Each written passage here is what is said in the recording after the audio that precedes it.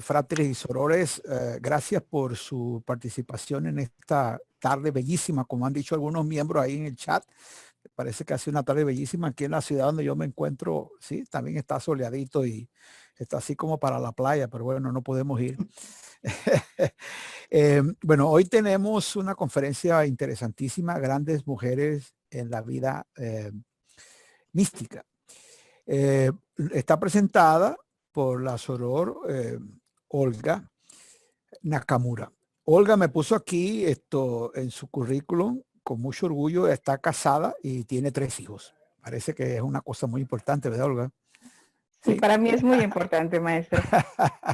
Ok, su profesión es bióloga de profesión y trabajó por 31 años en el departamento, en el laboratorio de calidad de agua de la Comisión Nacional de Agua, por supuesto una dependencia del gobierno mexicano. Y en la Orden Rosacruz es estudiante desde el año 2007 y estudiante martinista desde el 2012. Ha participado como miembro en Logia Sinsun y en el Pronaos Armonía en la ciudad de Morelia, Michoacán, México. Actualmente es maestro del taller martinista Luis Claude San Martín, que se encuentra ubicado en la ciudad de Morelia en Michoacán. Y está muy orgullosa, dice ahí, de ser miembro de la orden. Nos estamos más orgullosos de que Olga sea miembro de esta organización fraternal que tanto nos queremos. Olga, te voy a dejar con tu membresía de 22 países que te están deseosos de escuchar este mensaje tan importante que vas a dar. Así que te dejo el micrófono y el video. Muchísimas gracias, maestro. Buena suerte. ¿Eh? Gracias, muy amable. Buenas tardes, queridos fratres y sorores. Para mí es un verdadero gusto, placer estar esta tarde con ustedes y más tratando este tema porque sabemos, normalmente oímos hablar de los hombres, pero pocas veces hemos escuchado hablar de mujeres. Esta presentación está basada en un libro que se llama Grandes Mujeres Iniciadas. Es este libro que lo venden en la orden. Entonces, para mí es muy importante dar a conocer también el trabajo que se ha hecho a partir de las mujeres, porque independientemente del género que tengamos, tenemos una importante misión en este planeta. Ahora bien, sabemos que en el misticismo, cuando se habla de hombre, se refiere al género humano. Y tal como nos lo dijo el doctor Spencer Lewis, él acuñó esta frase: el hombre es un alma revestida por un cuerpo y no un cuerpo animado por un alma. Y él se estaba refiriendo a hombres y a mujeres, porque el alma es quien nos motiva a aprender, a crecer, a servir, ya que el servicio es la vocación del alma. Y no somos nosotros los servidores, sino es el alma que habita en nosotros quien da el servicio. Entonces, es importante que partamos de ese punto, independientemente de que si somos hombres o mujeres, somos un alma que venimos a servir. Entonces, sabemos que en el devenir de los tiempos las mujeres fueron mal vistas por en muchos rangos. Pero para los místicos sinceros y los seres inteligentes, nunca hubo barreras entre las razas, entre las clases sociales y entre los seres humanos en general. Sin embargo, siempre existió en el seno de las organizaciones tradicionales e iniciáticas un rechazo hacia la polaridad femenina. Y normalmente, ¿esto por qué sucede? Porque se combate lo que nos produce miedo. ¿Y qué es lo que nos produce miedo? Lo que desconocemos. Y esto fue precisamente lo que provocó que la mujer quedara en un segundo plano. Entonces, incluso llegamos al punto de que el hombre ha temido esa gran fuerza, ese poder oculto que tiene la mujer. ¿Y cuál es ese poder oculto? Es la capacidad de tener hijos, la capacidad de la fertilidad, pero la fertilidad en todos los planos. Y es precisamente esa parte oculta la que no entendían y la que producía temor. Y precisamente la supremacía masculina debe de comprender que todo se hace mejor en pareja para que vivamos en un mundo en paz. Es importante que esta charla, esta intervención, hablamos desde, los vamos a referenciar en diferentes etapas en el tiempo. Y llegó la Iglesia Católica al extremo de preguntarse de que si las mujeres tenían alma. Y llegaron a la conclusión que sí, un alma inferior. Desafortunadamente, al llegar a esta conclusión, fue el motivo por el cual les permitió más adelante vender una gran cantidad de indulgencias para poder lograr ese lavado de almas. Sabemos que anteriormente, en la antigüedad, la mujer era venerada, especialmente en la mitología y en todas las grandes culturas, tanto europeas, en la cultura asiática como en América. La mujer tenía un lugar importante, fundamental, pero desafortunadamente llegamos a ese punto donde se consideró, al llegar a decir que si teníamos alma, y sí, un alma inferior. Y esto dio pie a qué? Que la Santa Inquisición considerara a las mujeres en un plano inferior. Y se provocó una cacería de brujas por parte de la Santa Inquisición. Y a las mujeres nos llamaban brujas, mientras que los hombres les llamaban alquimistas.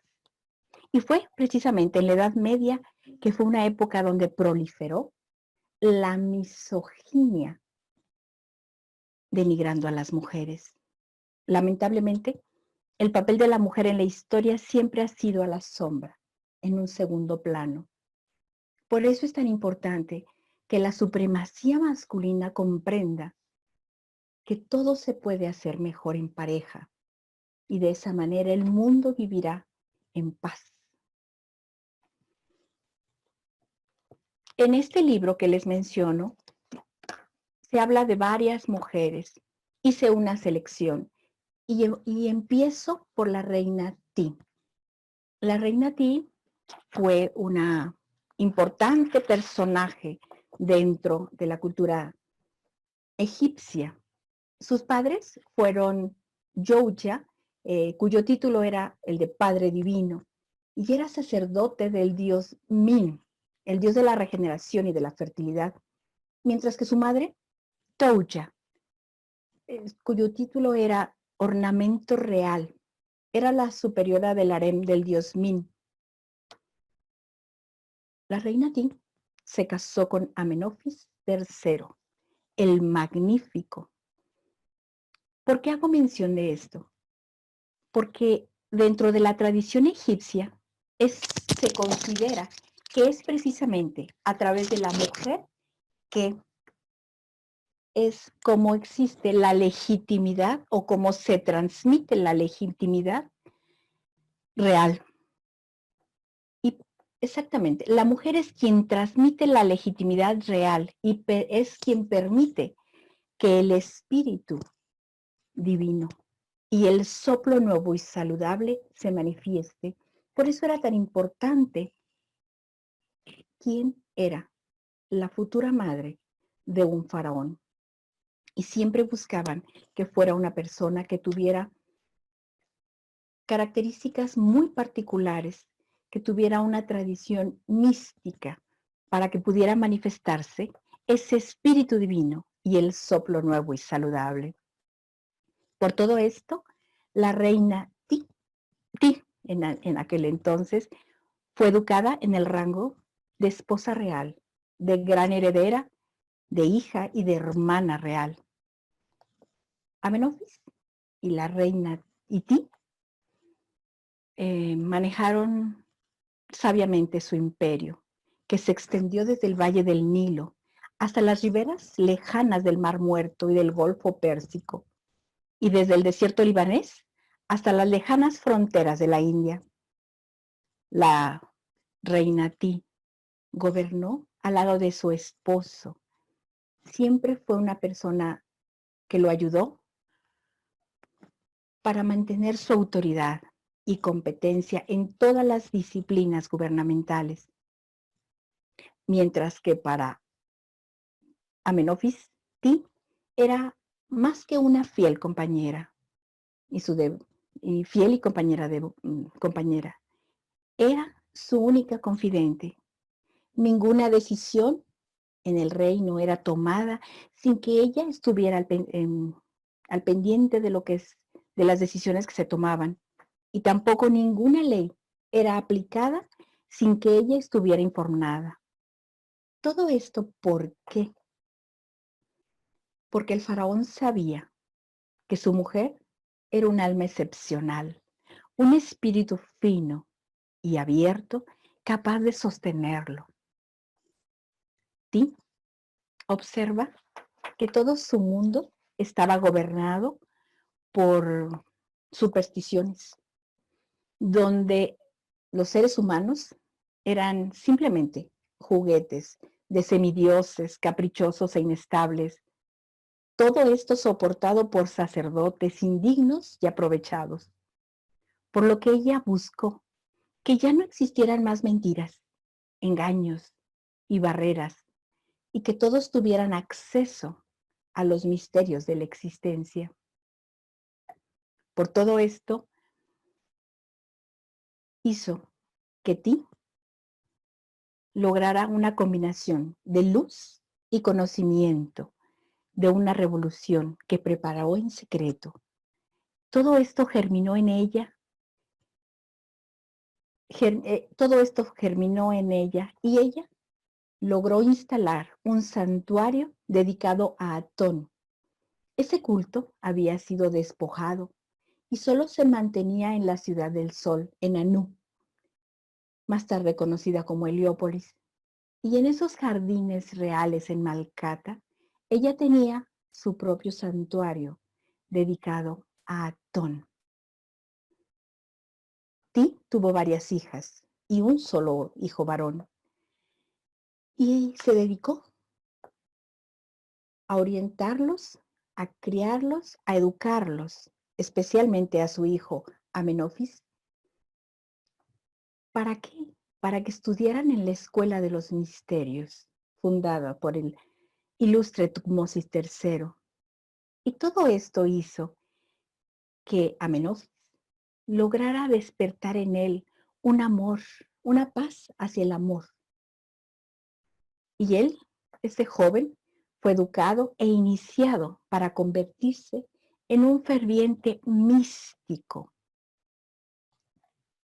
Sabemos que ella fue una mujer altruista, que esperaba la creación de un mundo cosmopolita, en donde cada pueblo aportara su cultura, su cosmovisión, su ciencia. Además, deseó la apertura de Egipto y el resurgimiento de la antigua creencia de un solo Dios. Incluso hay una cita que que consideran que fue hecha por ella, que dice: oh Atón, oh Dios, tú todopoderoso, tú el único, tú el creador de toda vida, inspírame para guiar sabiamente a uno de tus fieles servidores en el camino del conocimiento. Todo esto se refería para poder educar a su hijo, Amenofis. Posteriormente, encontramos a Nefertiti. Todos conocemos, de alguna manera hemos escuchado hablar de Nefertiti, y normalmente cuando escuchamos hablar de Nefertiti, siempre se habla de su belleza. Y precisamente Nefertiti significa eso. La bella ha llegado. Ella fue una mujer con una belleza notoria, con unos rasgos finos y regulares y una fuerza indomable que se emanó desde su más tierna infancia. Y fue precisamente la reina Ti que decide el matrimonio entre esta hermosa niña cuando tenía 8 años, por lo que la guía hasta que le entrega todos los poderes gubernamentales y místicos. Nefertiti tenía 8 años cuando deciden el matrimonio con Amenofis y él tenía escasamente 10 años. Esa unión de Nefertiti con Amenofis es una colaboración donde domina la amistad y una tierna complicidad, porque hay un pleno entendimiento entre los jóvenes, que ellos se unen para trabajar en favor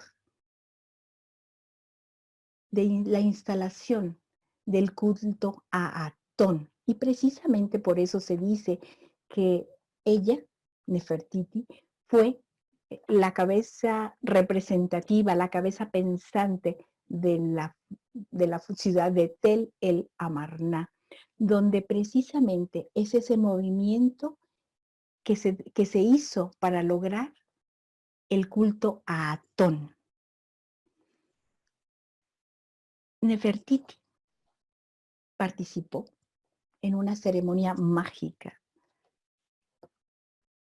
en donde el soberano, con el nombre de Amenofis, se despoja de ese nombre para convertirse en Akenatón, que significa el que complace a Atón, precisamente porque esa unión es tan fuerte, porque siempre existió la unión dentro de esos dos jóvenes para trabajar en ese proceso místico tan importante que los dos tenían. Y ella fue una gran sacerdotisa que dirigió ceremonias sagradas y no titubeó en tomar decisiones importantes en bien del reino, en bien de la ciudad de Tel Amarna, así como de todo el reino de Egipto. Y bajo la égida de Atón, el único, el maestro del universo, y por la voluntad de dos seres jóvenes prodigiosos, surge de las arenas la grandiosa ciudad del horizonte de Atón, Tel el Amarna, que seguramente ustedes, fráteres y sorores, han escuchado. Esta ciudad se encontraba situada aproximadamente a 300 kilómetros de Tebas. Muchos se han preguntado que por qué surgió en ese lugar tan lejano. Y trataron, sí, lejos de Tebas, donde trataron de lograr que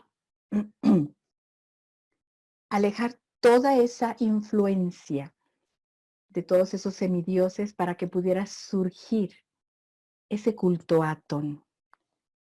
Y precisamente por eso ella se le considera que fue una persona muy importante en todo este proceso para implantar el culto de Atón. A continuación, vemos a Lady Pernay. Ustedes se preguntarán, muchas personas nunca han escuchado hablar de Lady Pernay. Siempre a la sombra. Pero si yo les menciono Nicolás Flamel, todos, o prácticamente todos, van a saber quién es. Un gran alquimista.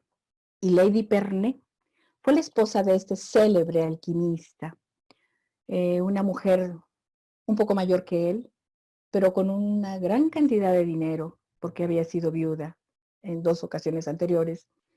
Pero ellos se unieron porque tenían gran interés, interés en estudiar las ciencias divinas. Ella era una mujer con grandes deseos de conocimiento, con grandes deseos de crecer espiritualmente, de ese conocimiento que muchas veces estaba velado. Ella vivió de 1326 a 1397 en plena época oscurantista. Lady Pernet, más que una compañera abnegada, fue la mecenas y la consejera de ese joven, al que en aquel tiempo él era un simple vendedor de libros, y ella lo convirtió en un sincero estudiante de las ciencias ocultas y uno de los más célebres maestros de la divina magia de la alquimia. Su apellido, Pernet, originalmente se dice que significaba perpetuo o perpetuidad, muy significativo apellido para este noble personaje, para Lady Pernet. Esta pareja llevaba una vida simple en su residencia. Algo importante, su residencia se caracterizaba, sobresalía en donde estaba por las insignias, por la imagen de la flor de lis. Sabemos que la flor de lis es el símbolo de poder, de honor y de lealtad, de pureza de cuerpo y de alma. Únicamente el altruismo, el amor a la ciencia y a la perfección de la piedra filosofal motivan la abnegación de Lady Pernet y de Nicolas Flamel. Dentro de todo este proceso en el cual él vendía libros, a sus manos llega un libro, el libro de Abraham el judío, y para ellos se convierte en una misión de ida, buscar descifrar cada uno de los símbolos, porque este libro era básicamente, no había un lenguaje escrito, todo eran símbolos. Y esos símbolos, para ellos era muy importante buscar la interpretación de esos símbolos, ya que se juntaban en esos textos la cábala y la alquimia como un arte divino. Y eso es lo que estos dos jóvenes, estos dos personajes, aspiran. Entonces, Lady Pernet en 1378 estimula a su marido a emprender un viaje iniciático. Así le llamaban en ese tiempo a Santiago de Compostela en España, ya que esperan que en ese transcurso de ese viaje iniciático logren encontrar a alguien que les ayude a descifrar parte de esos símbolos. Y sí encuentran a un personaje que les dice que le va a ayudar, pero desafortunadamente en el camino de regreso a París, ese personaje muere y no logra darles toda la información.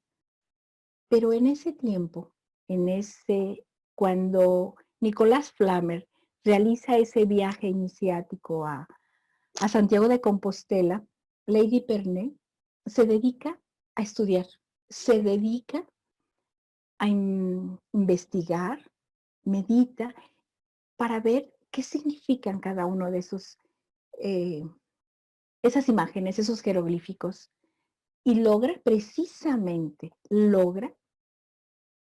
descifrar más de 100 secretos en ese libro. La asociación de esos dos personajes, de esas dos búsquedas, son muy importantes porque es una combinación que forma una pareja mágica. Y eso es lo que los guía en su búsqueda. Para la primavera de 1380, Carlos V es aconsejado por los padres de la Iglesia que prohíben la práctica de la alquimia con pena de que la Santa Inquisición los arreste. Pero ellos, eso no les impide continuar con sus con sus trabajos. Y ellos, de manera silenciosa, de manera discreta, continúan trabajando en la alquimia. Ellos siguen trabajando, buscando la piedra filosofal para poder obtener plata, para poder obtener oro. Y es precisamente el 17 de enero de 1382, tienen la inmensa felicidad de lograr su primera transmutación y obtuvieron media libra de plata. Ellos lograron la combinación precisa de sal-mercurio, de la sal, del mercurio y del plomo, para poder lograr esto proyectado sobre el estaño, lograron obtener media libra de plata.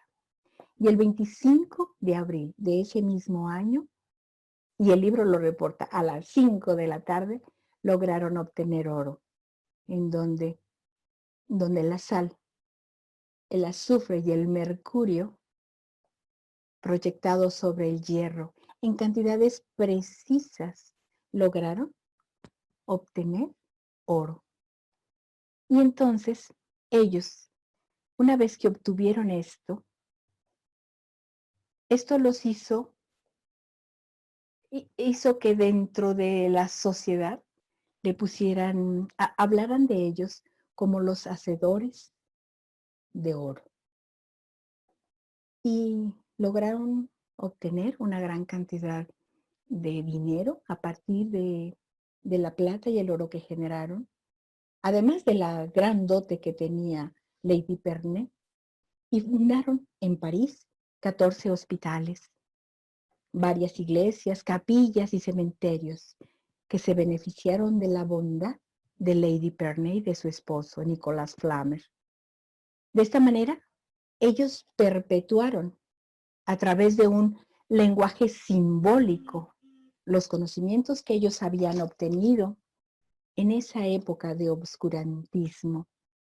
Precisamente París, si nosotros hiciéramos un viaje a ese lugar y buscáramos esos lugares, buscáramos esas iglesias, esos cementerios antiguos, veríamos que están llenos de lenguaje simbólico que nos dejaron, que nos legaron estos grandes personajes, que con ese gran amor mutuo, pero además el gran amor que tenían por las ciencias divinas, como ellos le llamaban, permitieron que esa información se lograra trascender esa época de oscurantismo y llegar hasta nuestra época.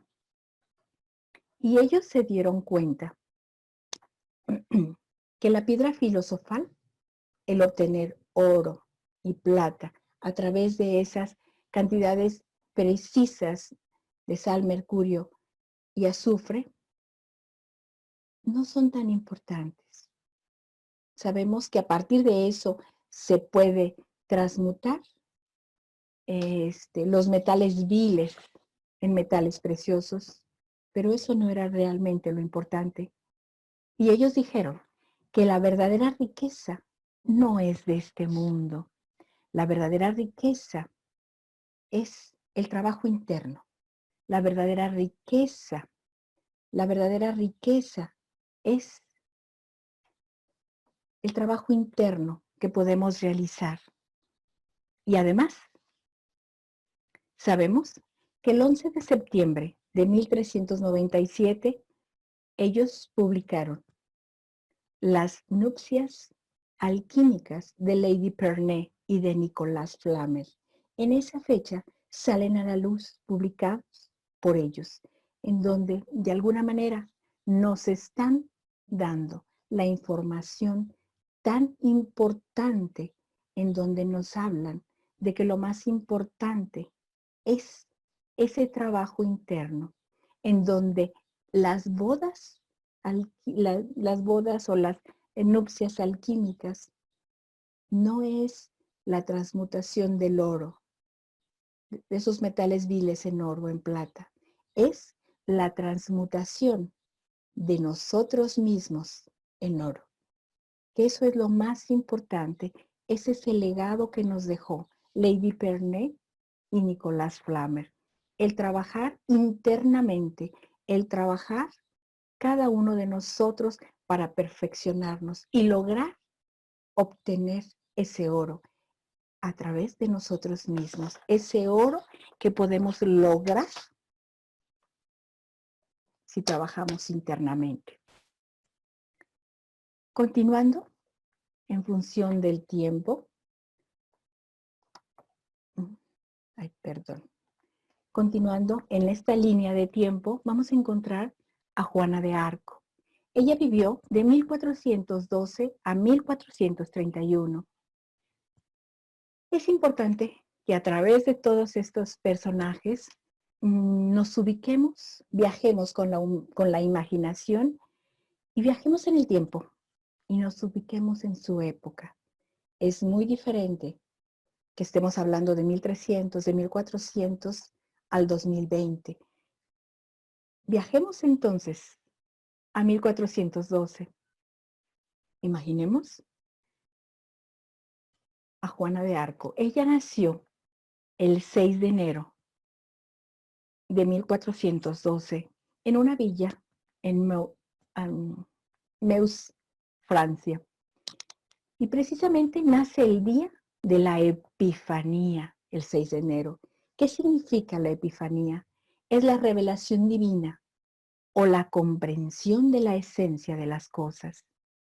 Ella nace en el seno de una familia campesina acomodada que le permite tener una vida feliz, una infancia feliz. Como todas las niñas de ese tiempo, trabaja en la campiña, lleva las ovejas a pastar, las ovejas de su padre, Jacques d'Arc. Además, su madre, Isabel Romé, le enseña a hilar, a coser, a rezar. Uno de los mayores gustos, uno de los mayores placeres de Juana es escuchar al cura de la parroquia hablar sobre la vida de los santos. Desde su niñez siempre tuvo facultades psíquicas y a los 13 años tiene contacto con San Miguel Arcángel, que es el intermediario para entrar en contacto con los guardianes del mundo. La fe de Juana es inmensa y durante 3 años guarda silencio. No le revela a nadie los secretos de las revelaciones que el arcángel le dio y las mismas órdenes que le dio. Pero a los 16 años, ella debe liberar el reino de Francia de la dominación inglesa. Y esas fueron las órdenes que recibió del arcángel. Y lo que él le dijo fue, lo que Dios quiere, la mujer lo puede. Y de esa manera se inicia una serie de batallas para lograr que Carlos el Delfín se convierta por la gracia de Dios y la presencia de Juana de Arco en el rey Charles VII o Carlos VII. Sus victorias e intervenciones son continuas.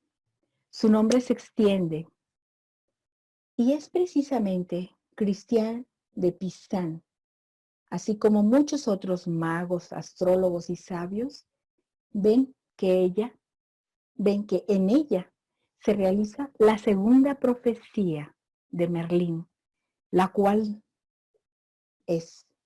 mencionan que es una joven venida del este levantará el lis de oro caído en el polvo.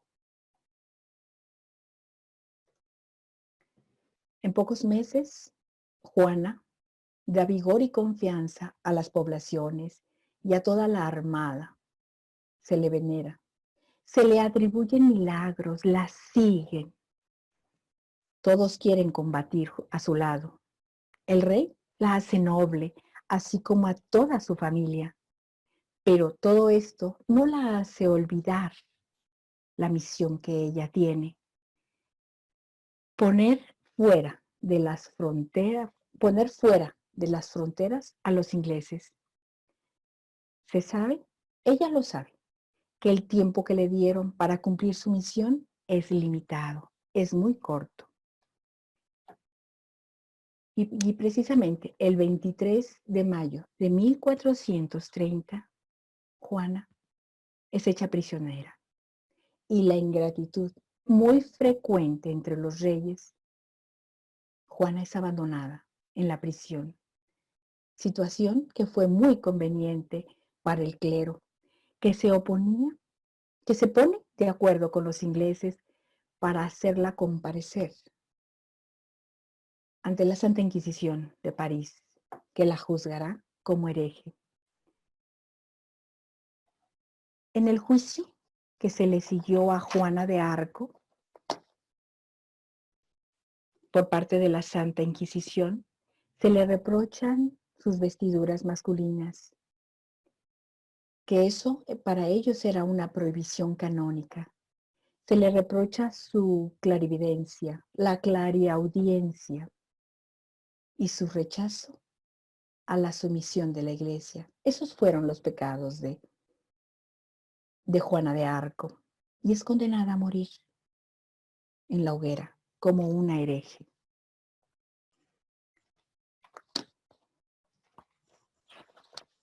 Entonces, Juana, sabemos que llegó a Francia cuando ésta se encontraba en una situación difícil, agonizante, desesperada, en donde en ese lugar solamente sobrevivía el hambre, las epidemias, la crueldad.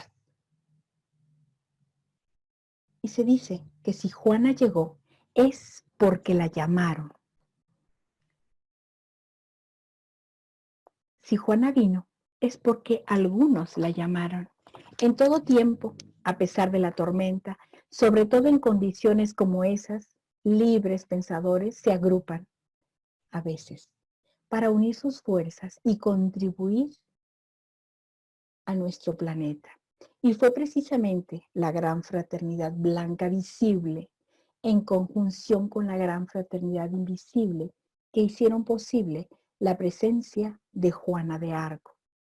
Y el 30 de mayo de 1421, en Rouen, Francia, Juana, con 19 años de edad, es quemada como hereje.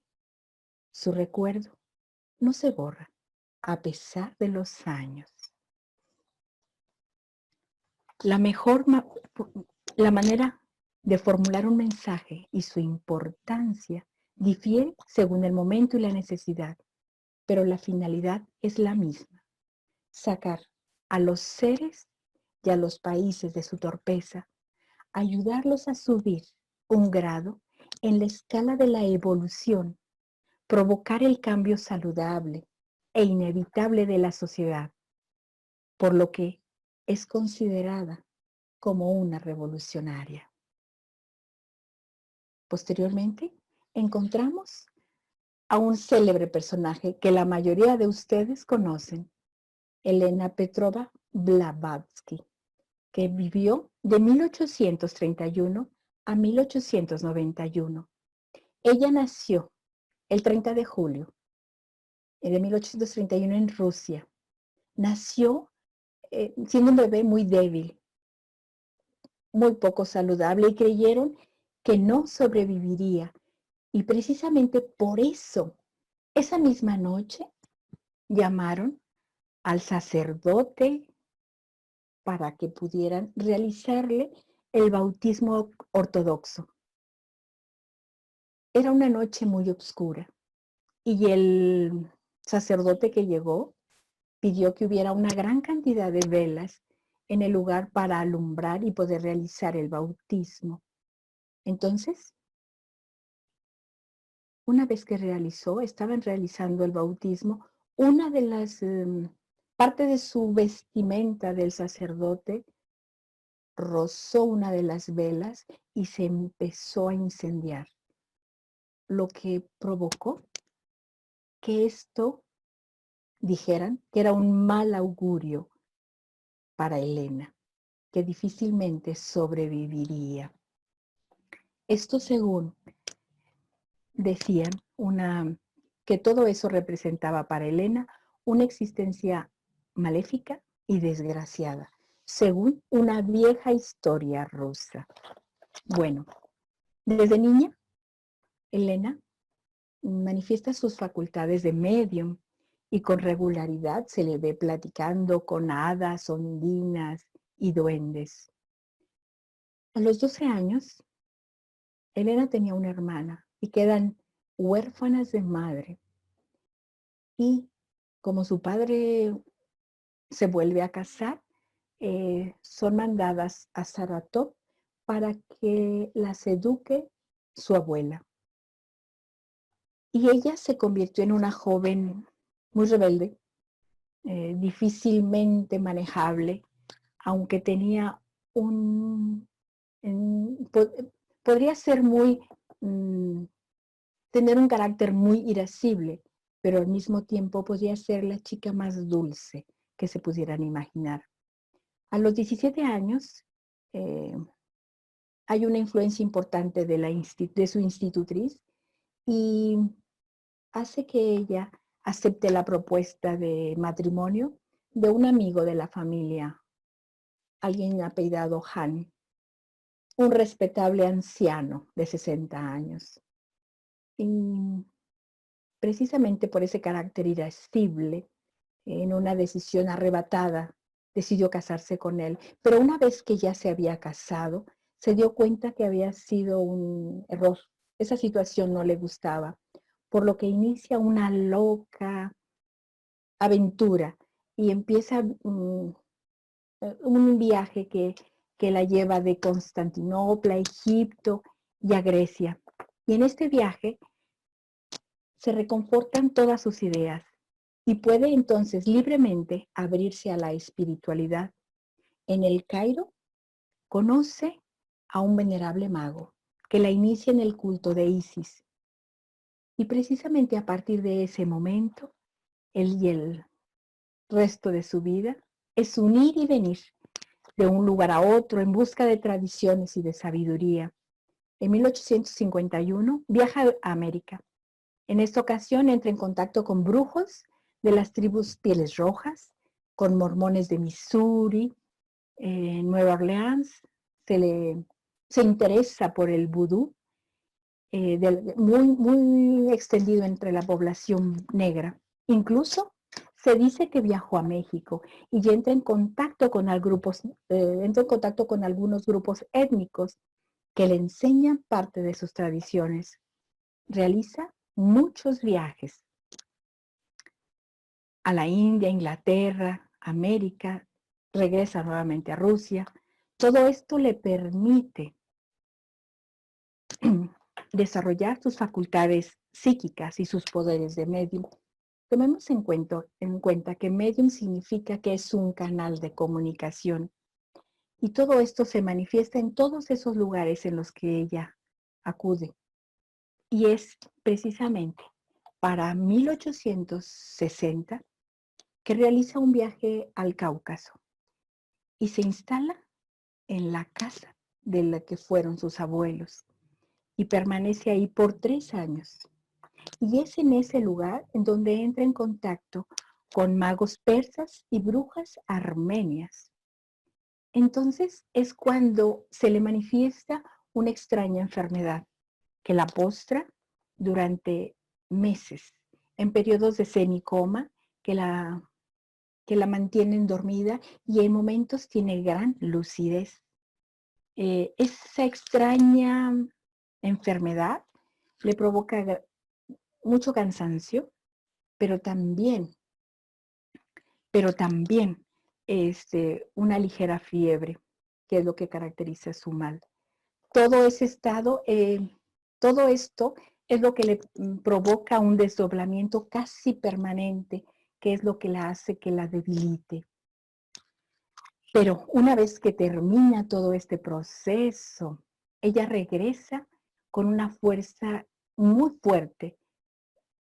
Y esto Después de que pasó este proceso, ella misma lo refiere, que fue una iniciación.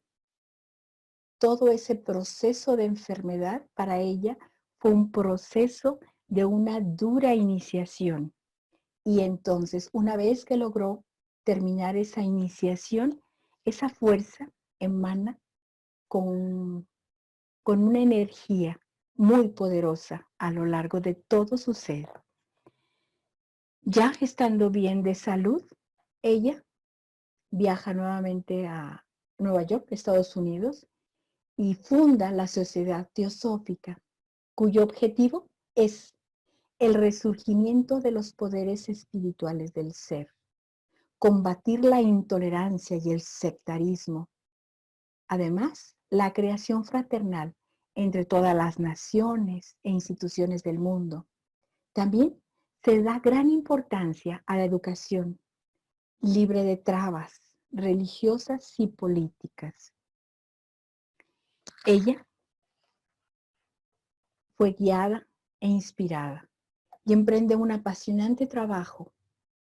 Y durante su estadía en América es donde ella escribe su obra magistral, Isis sin velo. Además de todo su trabajo que realiza en la Sociedad Teosófica, redacta artículos para los periódicos rusos para sostener económicamente a la Sociedad Teosófica. Y mediante este apoyo es como ese movimiento espiritual crece y se desarrolla. Posteriormente escribe una obra esotérica, La Doctrina Secreta, que es un manuscrito destinado a guiar y estimular a los buscadores sinceros. Ella siempre trabajó para mantener a los trabajadores místicos de la Sociedad Teosófica por el camino recto y guiados por los maestros cósmicos. Ella se dedicó a proteger del mal a fin de salvaguardar esa Sociedad Teosófica siempre dentro de una vocación blanca. Ella sufrió muchos ataques a lo largo de toda su vida por algunos personajes que incluso pertenecieron a su misma sociedad teosófica. Y todo fue, incluso ellos fueron expulsados por robo de esa misma sociedad. Como una acotación en cuanto a Madame Blavatsky, es importante, les mencionaba, esa iniciación que ella vivió. Pero quiero que analicemos algo. Nosotros, como estudiantes sinceros de la Orden Rosacruz, tenemos la posibilidad, tenemos a nuestro alcance vivir esas ceremonias de iniciación sin necesidad de pasar esos procesos tan extremos como los que ella vivió. En una ceremonia de iniciación, independientemente del grado al que vayamos, nos marca interiormente, porque nosotros la vivimos a nivel espiritual, no a nivel físico. Entonces, aprovechemos que nosotros tenemos esa posibilidad donde trabajamos internamente para vivirla plenamente, disfrutándola, recordando que una ceremonia, ¿qué significa? Es una acción simbólica que queda dentro de nuestro corazón. Continuamos. Muchos se preguntarán quién es James Winston. Muy pocos, algunos sabrán quién es, pero ella es una mujer muy importante que todo Rosacruz deberíamos de conocer toda la trascendencia y todo el trabajo que ella realizó. James Winston nació en una provincia francesa el 10 de febrero de 1884. Ella vivió de 1884 a 1955. Desde joven tuvo el deseo de aprender y comprender el universo que le rodeaba, en el cual fue ubicada para perfeccionar su propia evolución y más tarde la de los demás. A los 15 años, ella recibe el título de diploma de capacitación como maestra. Pero todos esos títulos que ella obtuvo no satisfacieron su necesidad, su gran necesidad de saber. Entonces, Paralelamente a su vida profesional, ella se sentía atraída por el misticismo. Y se sabe que el intelecto y la inteligencia no son un fin, sino un medio y un don para comprender mejor y aportar respuestas a las grandes preguntas que se planteó siempre la humanidad. El esoterismo y la sociedad secreta le atraían profundamente. Y es precisamente cuando ella entra en contacto con las organizaciones tradicionales de la época y en particular con la Orden Rosacruz de Francia y la Orden Martinista Sinarquista. Y fue el 12 de enero de 1926, el 12 de marzo de 1826, cuando oficialmente se afilió a la Orden Rosacruz y conoce entonces al doctor Spencer Lewis. Posteriormente, ella se convierte en el intérprete del doctor Spencer Lewis, Imperator de Amor, y con las otras organizaciones auténticas. Ella, a través de su trabajo, contribuye al establecimiento de la Rosacruz en varios países del mundo, así como del martinismo al que pertenece y que se encuentra desorganizado. Todo esto, durante la Segunda Guerra Mundial, ella se dedica a traducir los documentos necesarios del francés al inglés y los envía a Estados Unidos. Las traducciones certificadas por los oficiales martinistas de Europa. Por eso les digo que todos les debemos muchísimo, porque lo que nosotros recibimos desde los primeros grados, en gran medida, han sido el trabajo de esta gran mujer, ya que James Winston tradujo la literatura Rosacruz, pero fíjense, ella tradujo las iniciaciones, las monografías, y además realizó los trámites necesarios para la constitución de la jurisdicción francesa del amor. Y el 1 de enero de 1949 comienza oficialmente la existencia de la Orden Rosacruz en Francia. Y es desde su casa en Saint George, es de donde salen las primeras monografías y se redacta la revista Rosacruz en su casa. Y de ahí, de su casa, es donde se inicia la distribución de las monografías y de la revista Rosacruz. Ella fue nombrada gran secretario y más tarde fue gran maestro de la Orden Rosacruz. Por lo tanto, ella trabajó incansablemente. ¿Para qué? Para que la Orden Rosacruz creciera, para que la Orden Rosacruz se expandiera.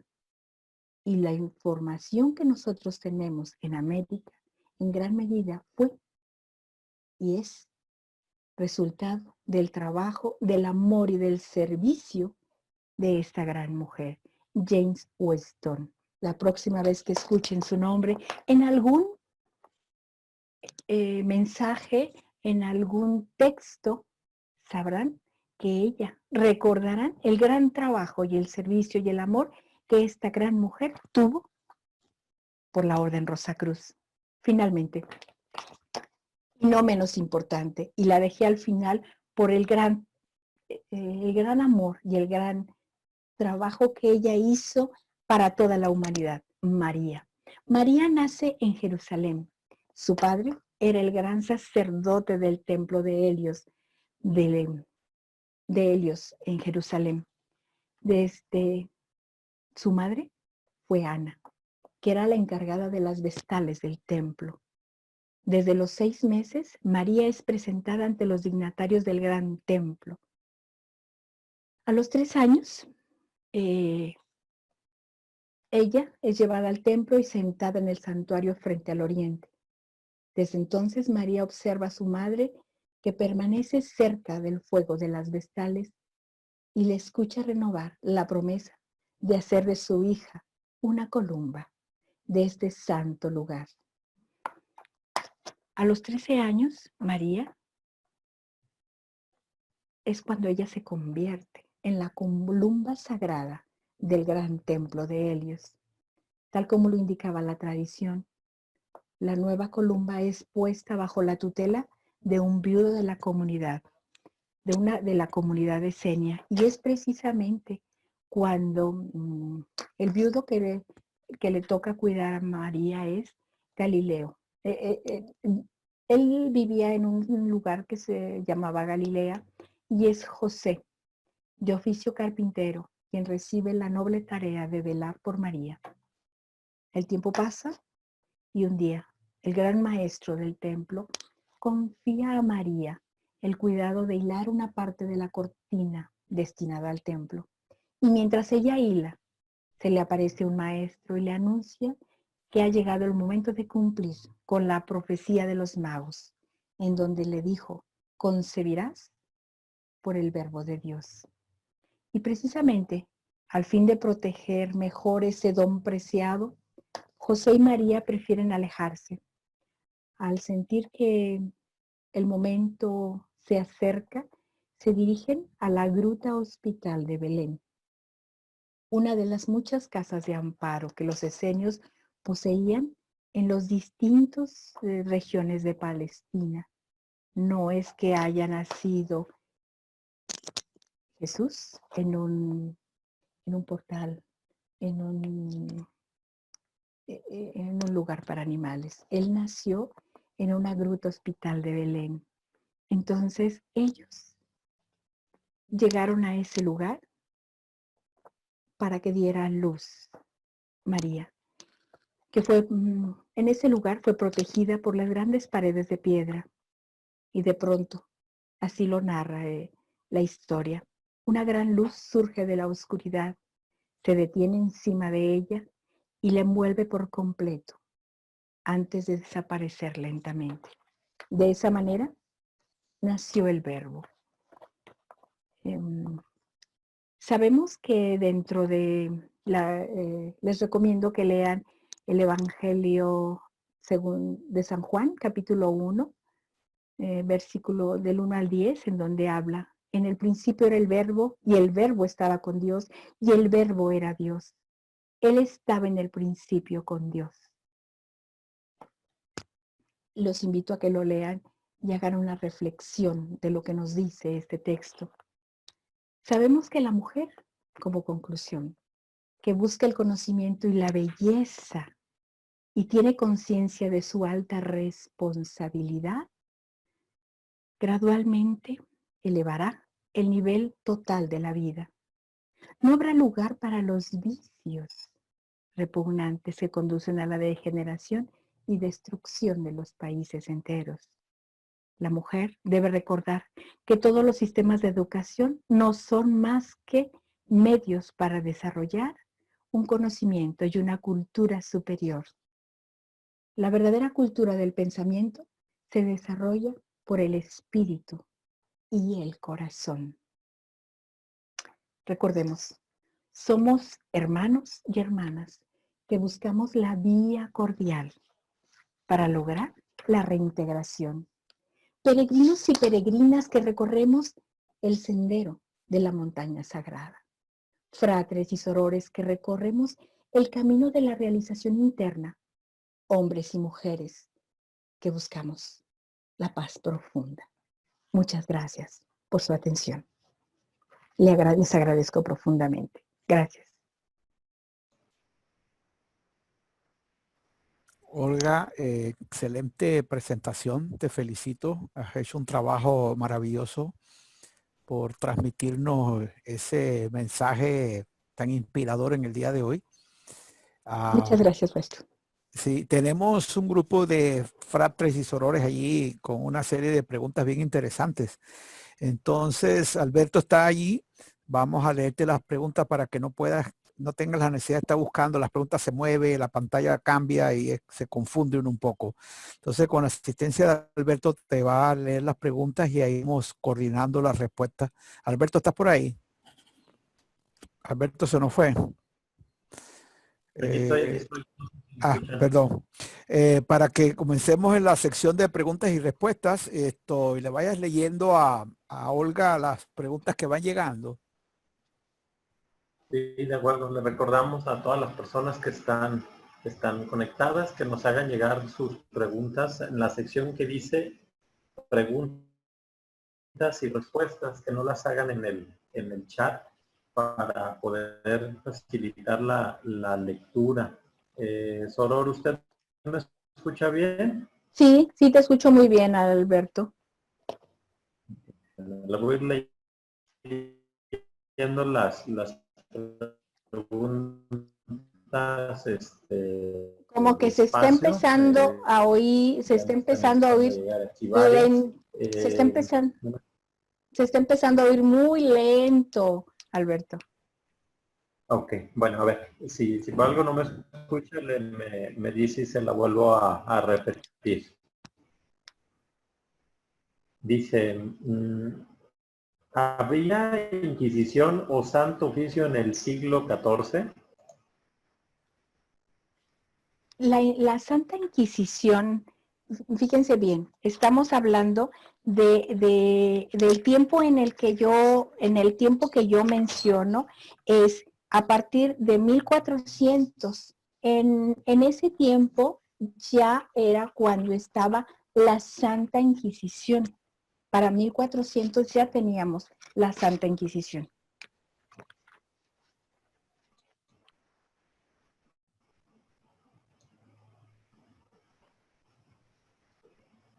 Dice, ¿la reina Tif fue la madre de Akenatón? Exactamente. La reina Ti fue la madre de Amenofis, fue la esposa de Amenofis III y su hijo igualmente se llamó Amenofis, que posteriormente cambió su nombre a Akenatón.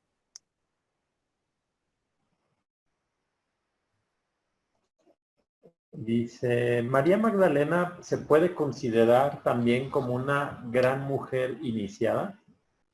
María Magdalena también fue una persona mística muy importante, sí, fue una persona que trabajó mucho místicamente. No la menciono porque dentro del libro que les menciono, que en el cual me basé para hacer esta presentación, no la menciona de una manera precisa, pero María Magdalena fue una persona que trabajó incansablemente, en primer lugar, para seguir las enseñanzas de Jesús, y además ella trabajó internamente y místicamente de manera importante, sí. Bueno, aprovechando que tiene ahí el libro, que si puede por favor repetir el nombre del libro. Aquí está, a lo mejor no lo alcanzan a ver bien, pero se llama Grandes Mujeres Iniciadas y es de Helen Bernard. Y lo encuentran dentro, lo venden en la Orden Rosacruz, es parte de la Biblioteca Rosacruz. Yo mencioné solamente algunas de las mujeres. Aquí se mencionan más personajes, más mujeres importantes, pero yo hice una selección, porque si no, pues tardaríamos mucho tiempo más. De acuerdo, tengo una que dice, muchas gracias por tan hermoso mensaje. ¿Cuál es el trabajo místico esencial que debemos hacer las mujeres? Las mujeres, aparte, independientemente de que tenemos una gran cantidad de cosas que hacer, personales, profesionales y demás, creo que una de las misiones más importantes de toda madre es, en principio de cuentas, tenemos que trabajar internamente. Primero nosotras, crecer nosotras, trabajar en las virtudes del alma, porque de esa manera vamos a poder educar, que es una de las cosas fundamentales, educar a nuestros hijos. ¿Para qué? Para que infundamos ese amor.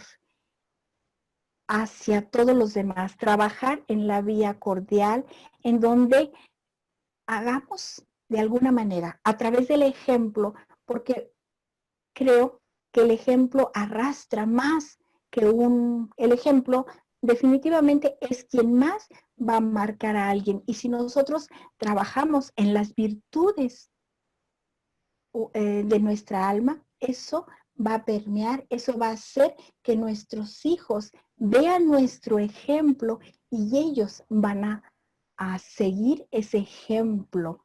Porque no es lo mismo que yo les diga que seamos pacientes, que seamos tolerantes, todas las virtudes que ustedes consideren. Si yo no soy congruente con lo que estoy diciendo, si yo soy congruente en lo que pienso, en lo que hablo y en lo que digo, vamos a hacer que nuestros hijos sigan ese ejemplo.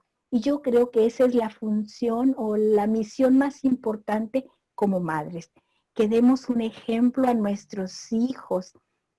Y si no tenemos hijos, que seamos un ejemplo de pensar, de hablar y de actuar con congruencia y que trabajemos en las virtudes del alma. ¿Qué función cumple para el alma personalidad encarnar en la polaridad negativa y pone entre paréntesis femenina? Miren, tal como nos lo hemos visto en las de las conferencias anteriores, incluso lo mencionaron en la conferencia de ayer, a nosotros se nos designa o nosotros decidimos o se nos presenta cuál es la misión a la cual tenemos que venimos a este plano. Y si nos toca venir con la polaridad de mujer o de hombre, es porque tenemos una misión. Y ese papel de mujer es la mejor oportunidad para poder cumplir con la misión que tenemos. Y no es el hecho de que lleguemos como mujeres, no llegamos en desventaja, no, de ninguna manera, porque somos una alma revestida de un cuerpo.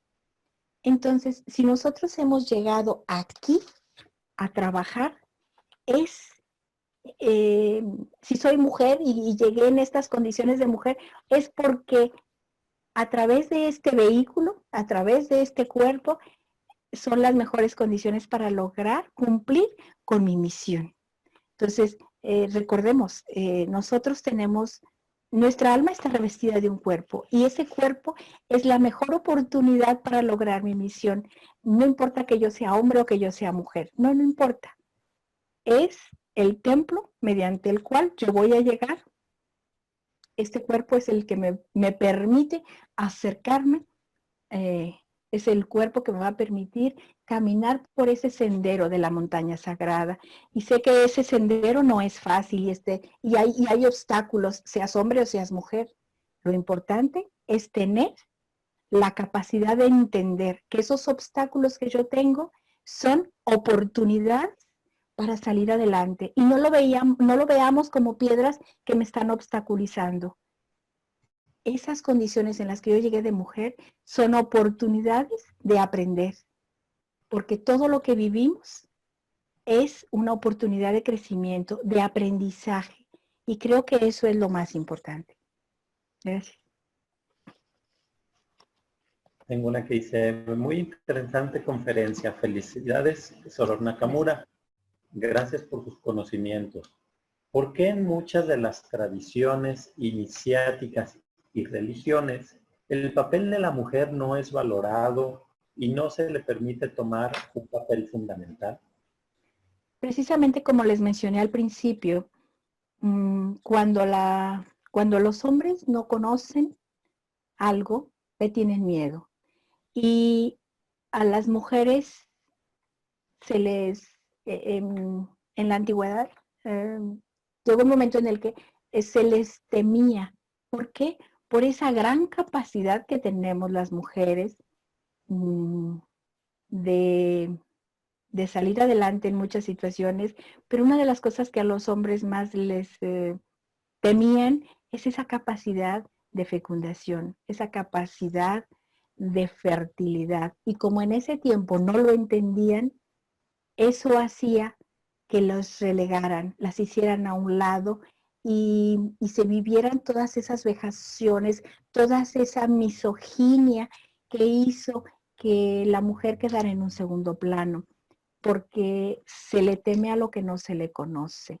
Y precisamente esa capacidad de, de fertilidad era lo que les daba miedo. Y eso fue lo que provocó ese desconocimiento y todo ese sufrimiento que tuvieron muchas mujeres.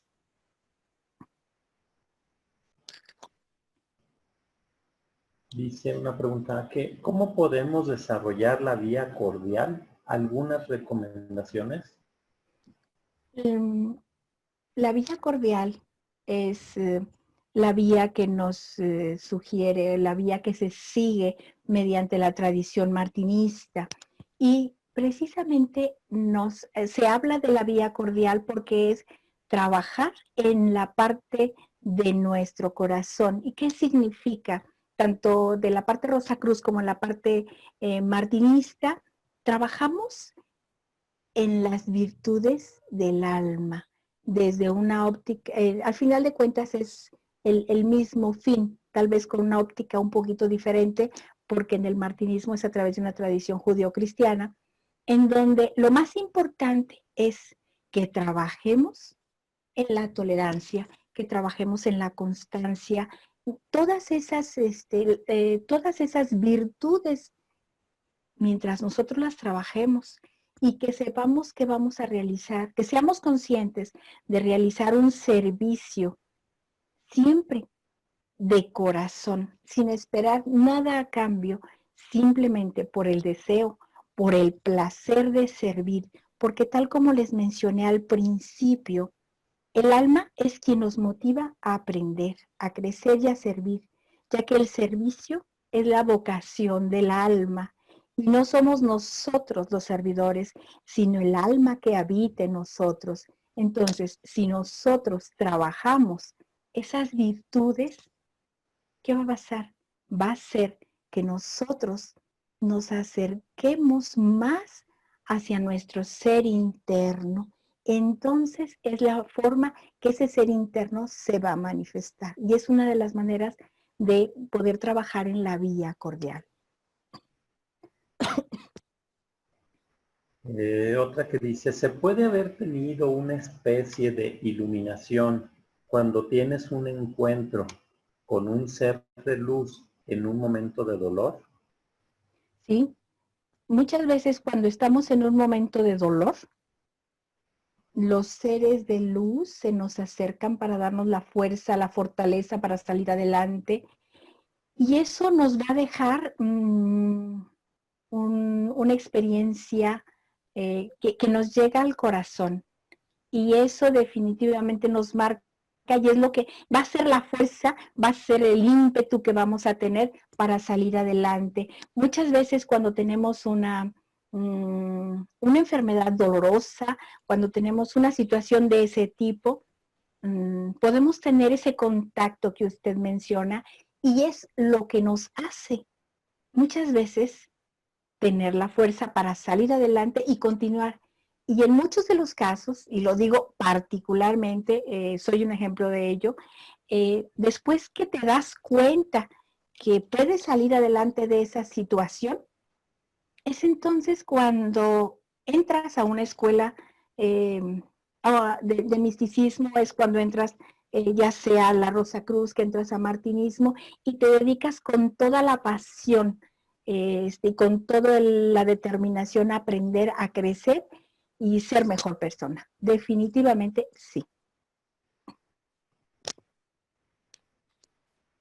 Otra pregunta que dice, ¿por qué con esta gran libertad de ahora siguen siendo mayoría de hombres, los gurú y los comunicadores espirituales? Yo creo que muchas veces las mujeres nos quedamos en un segundo plano. Hay muchas mujeres que han trabajado incansablemente, pero muchas veces nos dedicamos a esa parte de maternidad Y más adelante, cuando ya tenemos el tiempo necesario, es cuando entonces sí retomamos toda esa parte mística y nos dedicamos de una manera más profunda a trabajar en el misticismo, pero muchas veces lo hacemos o se hace sin necesidad de sobresalir, porque cuando ya se logra cierto estado de conciencia, no necesitas estar en la palestra, no necesitas tener el foco de atención, simplemente se trabaja de una manera silenciosa, de una manera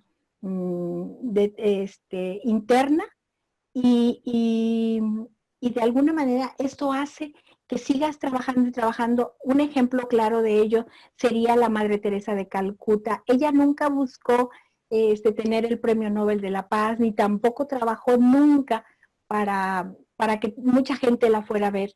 Ella trabajó simple y sencillamente porque su motivación siempre fue buscar a Dios en cada uno de esos pordioseros, de esos enfermos. Su objetivo era ese, encontrar a Dios en cada una de esas personas a las cuales ella ayudaba. Y muchas veces se llega a ese punto y no se necesita sobresalir, porque el trabajo interno es más importante. Y dentro de la Orden Rosacruz, habemos muchas mujeres con grandes deseos de salir adelante, con grandes deseos de crecer, de aprender, simplemente de aprender y de servir, ante todo, de servir en la orden por ese gran amor que le tenemos. Tengo otra que dice, ¿cómo impulsar a las sorores actuales en estos grandes aportes del pasado para la actualidad frente a tanto materialismo y desidia? Yo creo que una de las cosas más importantes que hay que hacer en todos los organismos es trabajar de tal manera que difundamos el mensaje, en donde es fundamental que trabajemos en la fraternidad, que nos veamos como hermanos, como fráteres y sorores, no nomás en el momento que estamos ahí, que vamos a la convocación, no.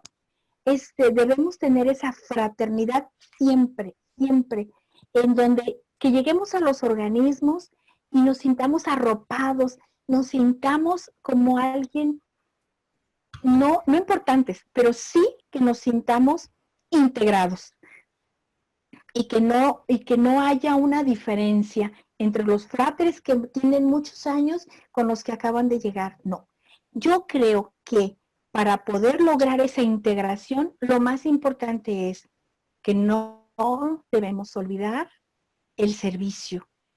Y precisamente quienes tenemos más tiempo en la orden, tenemos que ser muestra de ese servicio, de esa vocación de servicio, porque no es porque yo tengo mucho tiempo y tienen que hacer lo que yo diga. No, no. Creo que lo más importante es dar un mensaje. Sé que la orden es jerárquica. Sí, tenemos que respetar que tenemos un gran maestro, tenemos los grandes consejeros, los monitores, los maestros y todos los oficiales, sí, pero todos en conjunto somos una hermandad y desde el más grande hasta los miembros debemos de arroparnos como hermanos y todos de la misma manera servir y se los digo porque yo he visto muestras claras de personas muy importantes dentro de la orden que tienen la humildad de ponerse a lavar un baño, tienen la humildad de ponerse a servir unos platos, tienen la humildad de levantar el plato y de lavarlo, no porque yo soy el maestro me tienen que servir, no. Los que están desde los de arriba debemos de dar muestra de eso y eso va a hacer que nosotros deseemos conocer más. Además, los invito a que disfrutemos cada ceremonia, cada convocación, la vivamos plenamente, porque si nosotros entendemos realmente el significado de cada movimiento dentro del templo, si entendemos a profundidad el significado de cada uno de los oficiales dentro del templo, si entendemos los mensajes que lee el maestro, si lo hacemos a conciencia, va a surgir dentro de nosotros un gran amor por la orden. ¿Por qué? Porque estamos entrando en contacto con nuestro ser interno. Eso es lo que yo considero. Claro, que siempre se dijo que la familia es la célula de la sociedad. Hoy en 2020, la mujer se ha fortalecido en todos los planos, inclusive ocupando cargos de alto poder. ¿Cree que también ha crecido en lo espiritual? Es decir, llegar a la cima de la montaña.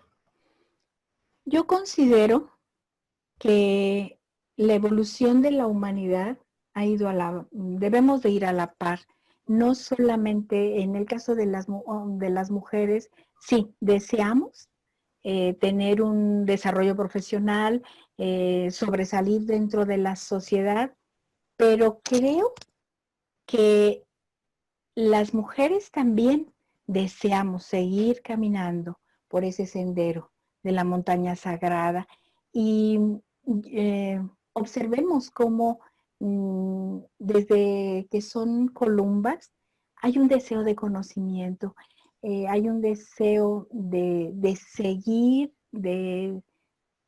adelante, pero aquí también tiene que ver mucho, mucho, mucho que las sorores y los fráteres también nos apeguemos a estudiar, que estudiemos las monografías, que estudiemos a conciencia, que hagamos los ejercicios, porque si nosotros nada más vamos a las convocaciones y no hacemos lo que nos corresponde en nuestro santum personal, realmente por eso esa es la causa por la cual mucha gente abandona el camino. Si nosotros somos unos estudiantes sinceros y nos apegamos al estudio, creo que lograremos seguir en el camino, lograremos seguir en el sendero. Dice, buenas tardes. ¿Las mujeres en forma general tienen más desarrolladas sus facultades psíquicas que los hombres? Yo creo, bueno, ese es un punto de vista muy personal, pero yo creo que de alguna manera, las mujeres tenemos una mayor sensibilidad por la cuestión de la maternidad.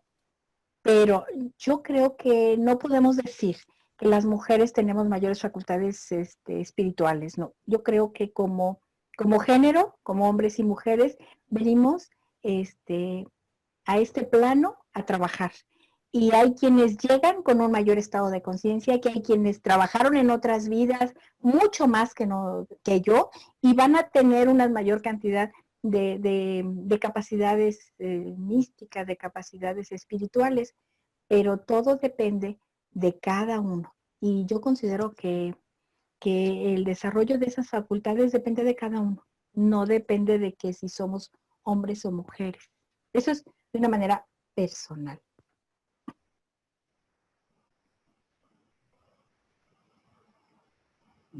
Tengo otra que dice, la mujer tiene la capacidad de dar a luz un nuevo ser. ¿No es esta cualidad una ventaja iniciática sobre el hombre? La capacidad de dar a luz un hijo es esa, a nivel físico, pero todos tenemos la capacidad de dar a luz espiritualmente. Muchos proyectos tenemos la capacidad de dar a luz muchas formas de creación en el arte, en diferentes ámbitos. Y no podemos decir que solamente la mujer puede, en el plano físico sí, pero en el plano mental, en el plano espiritual, podemos crear, podemos renacer, hacer que nazcan de nosotros proyectos, podemos hacer que nazcan grandes obras plásticas, musicales, en todos los ámbitos, grandes obras en donde de grandes escritores han hecho magníficas, magníficos libros. Entonces, todos tenemos esa capacidad en ese plano mental. En el plano físico solamente nosotras podemos dar a luz un hijo por cuestión de anatomía, por cuestión de fisiología, pero internamente, pero podemos, los hombres, hay muestras increíbles de cómo han dado a luz grandes obras. Entonces, eso es lo que pienso. ¿Qué coincidencias se encuentra usted en las mujeres iniciadas de las que ha tratado en esta charla? Bueno, en el caso de todas las mujeres que yo mencioné, en todos los casos hay un gran amor hacia Dios. En todas absolutamente, esa es la premisa principal, su gran amor a Dios, su gran amor a aprender, a conocer, más que nada, es ese deseo de aprender, de conocer, de salir adelante y ante todo su gran amor a Dios. Esa es la premisa principal o la línea que une a todas las mujeres mencionadas. Bueno, hay una soror que me insistió un poquito en que si le puede dar el autor del libro. Ah, sí, es Grandes Mujeres Iniciadas de Helen Bernard. ¿De acuerdo? Está en la Biblioteca Rosacruz, ahí lo pueden encontrar. ¿Qué función mística juega actualmente la mujer? Porque también actualmente existen grandes mujeres. Yo creo que independientemente que sean Rosacruces o no sean Rosacruces, la principal función que tenemos las mujeres es trabajar en ayudar a mejorar la vibración, pero no solamente las mujeres, también los hombres, es trabajar para que la vibración de nuestro planeta mejore, en donde como mujeres infundamos el deseo en nuestros hijos y en nuestro entorno, el amor por nuestro planeta, en donde se le respete a nuestra madre tierra, en donde busquemos la manera de ser empáticos y que ayudemos a evitar la contaminación, que ayudemos a evitar que se deteriore el medio ambiente, que evitemos desde nuestra trinchera, desde nuestro espacio, aportar algo para que nuestro ambiente esté en mejores condiciones. Porque recordemos, nosotros tenemos un templo que es nuestro cuerpo, pero nuestro planeta es un gran templo. Y nosotros, como habitantes de este planeta, tenemos una obligación, una misión, cuidar a nuestra madre tierra. Gracias. Bueno, son 5:30, ¿gran maestro me escuchan? Sí, aquí estoy, Alberto, te estoy escuchando. Sí, déjame prender el video un momentito. Ahí estamos. Olga, excelente conferencia. Muchas gracias. Has respondido esas preguntas, pero ya tú sabes, ahí al centro, al tiro. Como es de costumbre, siempre le damos a la membresía unos 30 minutos de preguntas y respuestas. Antiguamente eran 15, ahora los hemos aumentado a 30 minutos. Y excelente. No tengo palabras para agradecerte esta tremenda aportación que has hecho. Muchas Y gracias, maestro. bueno, yo sé que siempre nosotros nos vemos por ahí constantemente, así que espero que nos Sí, veamos pronto después que pase toda esta yo espero que situación. sí. Sí, claro, por supuesto, como siempre nos vemos. Alberto, muchísimas gracias por la colaboración técnica, los miembros que nos están escuchando y han participado, agradecidos con cada uno de ellos. Recuerden, en estos próximos días estamos subiendo a la página de web las conferencias que se han estado ofreciendo a la membresía. Tenemos ya programada la del día jueves, la del día viernes. Creo, Alberto, que ya se mandaron las invitaciones.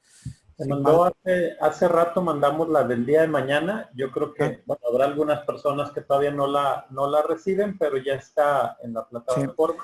Sí, para el viernes hubo un pequeño cambio. Hubo un cambiecito. Creo que Jennifer te va a notificar porque tuvimos problemas con uno de los miembros que va a dar el viernes, que tiene problemas con la conexión de internet, que está muy débil y tenía miedo que las cosas no le salieran bien. Entonces fue reemplazado por otro miembro que recién hoy nos mandó el material y la biografía y todo, que es otro de nuestros conferencistas internacionales. Así que yo me imagino que te pones de acuerdo con Jennifer hoy, te va a dar el nombre del FRAP, de Raúl. Sí, Raúl de la Llave. Exacto. Del Estado de México, exactamente. Bueno. Él es el que va a estar preparando la conferencia el día viernes. Perfecto. Bueno, Olga, muchísimas gracias. No hay palabras para expresar esta contribución que has hecho. Tú eres una Soror Sacruz de verdad, así que te lo agradezco Muchas de todo gracias. corazón, de todo Muchas corazón. Gracias. Muchas gracias. A la membresía, aquí estamos. Vamos a dejar abierto un ratito el chat porque algunos se van despidiendo y nos vemos mañana a las 5 de la tarde hora local de México. Muchas gracias a todos. Gracias.